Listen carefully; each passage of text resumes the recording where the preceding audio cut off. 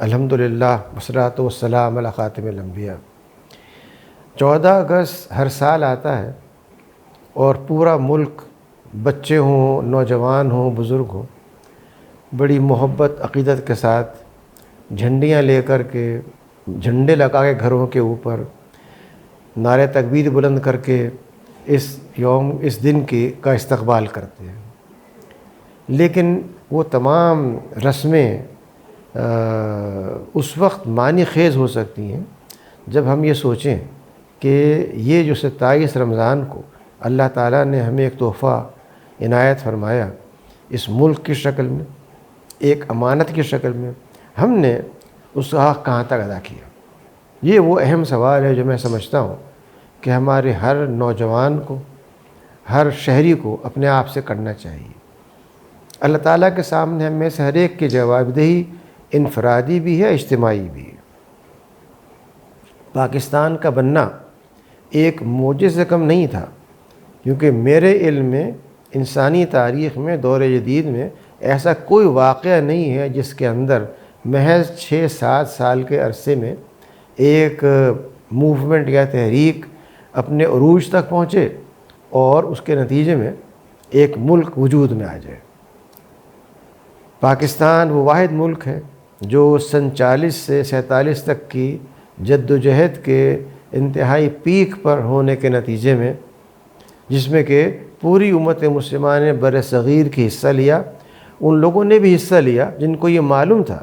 کہ چونکہ یہ تقسیم اس بنیاد پہ ہونے جا رہی ہے کہ جہاں اکثریت ہے وہ اس سے پاکستان بنیں گے، لیکن اس کے باوجود جو لوگ اکثریت میں نہیں تھے انہوں نے بھی اس کاز کے لیے، اس مقصد کے لیے، اس نعرے کے لیے کہ اس کا مطلب لا الہ الا اللہ ہے، آگے بڑھ کر کے جان، مال، ہر چیز قربان کی، اور اس طرح سے یہ ملک وجود میں آ گیا۔ لیکن ہم نے اس ایک کلمے کو، جو ہمارے کلمہ شہادت کا حصہ ہے، عام طور پر ذہن سے محو رکھا۔ جو نعرہ بلند کیا گیا تھا وہ یہ تھا کہ پاکستان کا مطلب کیا؟ لا الہ الا اللہ، یعنی یہاں وہ ملک بننا چاہیے، وہ نظام ہونا چاہیے جس میں اللہ کے علاوہ کسی کا حکم نہ ہو۔ ایک لمحہ جائزہ لے کے دیکھیے، ایک شخص اپنے گھر کے اندر کیا واقعی ان تمام معاملات میں جن کا تعلق خاندان کے ساتھ ہے اللہ کو حاکم مان رہا ہے، یا بعض اوقات برادری کو، بعض اوقات بچوں کو،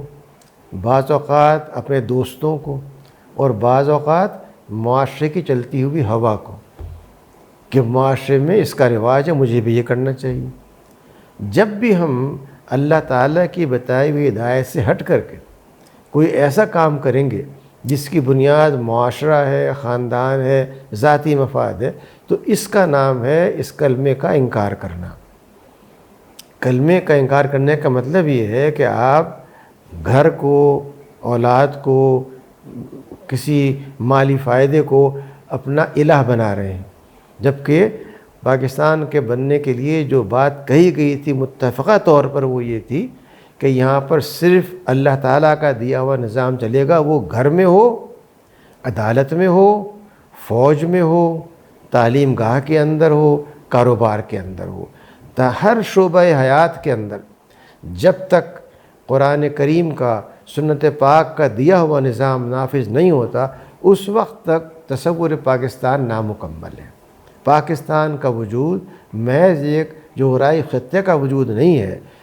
کہ جغرافیائی خطے میں ایک نئے نام سے نیا ملک وجود میں آ گیا، بلکہ یہ اس بات کا اعلان ہے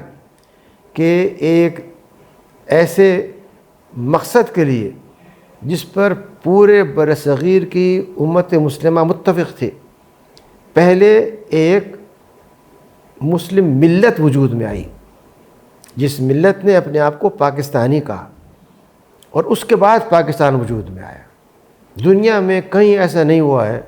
کہ جرمن ملک بننے سے پہلے وجود میں آ گئے ہوں، جاپانی اس سے پہلے وجود میں آ گئے ہوں۔ ہر ایک کا تعلق ایک خطۂ زمین کے ساتھ،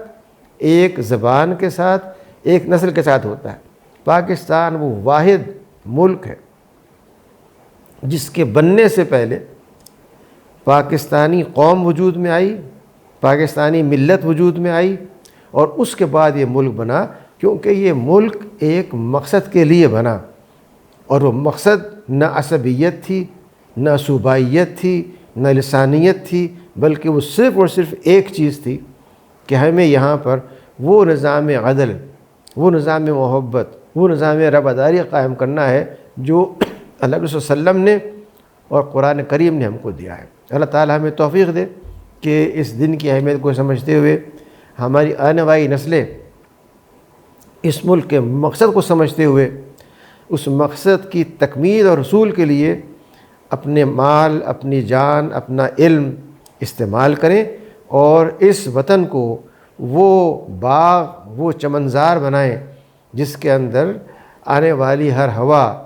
کلمہ طیبہ کو پھیلانے والی ہو، اور ہر ترقی دین کو مستحکم کرنے والی ہو۔ اللہ تعالیٰ ہماری کوشش قبول، ہماری کامیابی دے۔ واخر رب العالمین۔